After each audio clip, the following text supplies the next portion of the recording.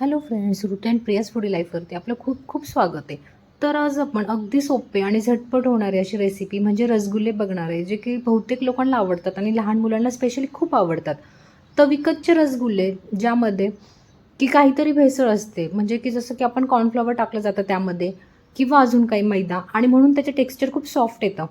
तर आपले रसगुल्ले अगदी तसे सॉफ्ट नाही झाले तरी किंवा तसे भेगारलेले नाही झाले तरी काहीच प्रॉब्लेम नाही, पण अगदी सॉफ्ट होतात आणि खूप रसाळ होतात.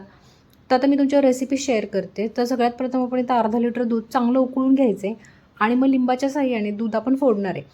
तर इथे तुम्ही विनेगरचाही वापर करू शकता, आणि विनेगर नसेल तर लिंबाचा रस अगदी थोडा थोडा टाकत जायचं आहे. अगदी एकदम सगळा रस ह्यामध्ये ॲड करायचा नाही आहे. आता जसं जसं आपलं दूध फुटत जाईल तसं तसं ॲड करायचं आहे. अगदी दुधाला चांगली उकळी आली की त्यानंतर गॅसची फ्लेम थोडीशी कमी करायची आणि मग आपल्याला हे दूध पूर्ण फाडून घ्यायचं आहे. दूध फुटलं की मग नंतर आपण ते गाळून घेणार आहे. आता एकदम टाकायचं नाही आहे, ह्याचं कारण असं की मग दूध पूर्णपणे व्यवस्थित फुटत नाही आणि खूप पटकन पाणी सगळीकडे सुटायला सुरुवात होते. त्यामुळे हळूहळू आपल्याला दूध फाडायचं आहे. आता तुम्ही इथे बघू शकता की दूध व्यवस्थित फाटलं गेले. तर आता आपण इथे गॅस बंद करून घ्यायचा आणि एका सुती कापडावरती आपण हे गाळून घेणार आहे. पाणी एकदा ड्रेन झाल्यानंतर जो काही पार्ट राहतो तो व्यवस्थित आपल्याला धुवून घ्यायचा आहे.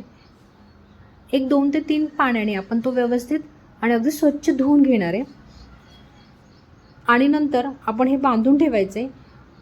पूर्णपणे त्यातलं पाणी निथळत नाही तोपर्यंत आपल्याला हे व्यवस्थित बांधून ठेवायचे. आता इथे हे रसगुल्ले खूप छान होतात. याच्यामध्ये काही टाकायची गरज नाही आहे. डायरेक्ट आपण ह्याचे रसगुल्ले बनवणार आहे. तुम्हाला जर हवं असेल आणि तुम्हाला जर वाटत असेल की विकतच्या रसगुल्ल्यांसाठी सारखे अगदी सॉफ्ट झाले पाहिजे, भेगाळलेले नाही पाहिजे, त्याच्यावरती रेषा आल्या नाही पाहिजेत, तर तुम्ही त्यामध्ये साधारण 2 चमचे कॉर्नफ्लॉवर ॲड करू शकता.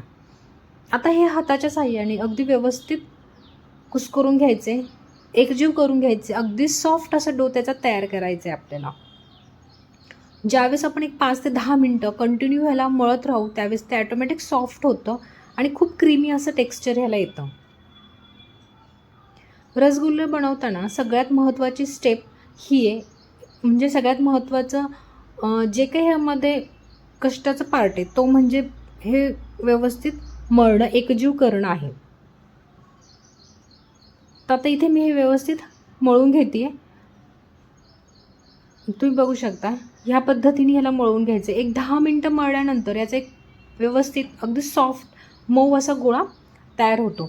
आता हे चिले बनवताना छोटे छोटे साईजमध्ये बनवायचे आहेत, कारण आपण ज्यावेळेस ते पाण्यामध्ये उकळून घेतो त्यावेळेस त्यांची साईज ॲटोमॅटिक मोठी होते, ते फुलतात.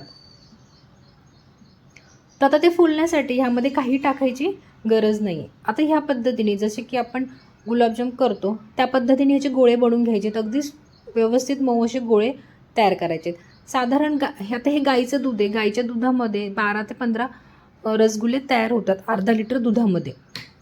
आता इथे पाण्याला चांगली उकळी घ्यायची आणि मग त्यामध्ये साखर टाकायची. साखर पूर्णपणे पाण्यामध्ये विरघळली पाहिजे. एक 10 मिनटं चांगलं उकळून घ्यायचं आपल्याला ते, आणि मग नंतर त्यामध्ये आपण आपले केलेले बॉल्स किंवा गोळे ह्यामध्ये टाकणार आहे. झाकण ठेवून आपण साधारण 15 ते 20 मिनटं ह्याला व्यवस्थित उकळून घ्यायचे, चांगलं शिजून द्यायचे त्या पाकामध्ये, म्हणजे की आपले गोळे फुलतात आणि अगदी सॉफ्ट होतात.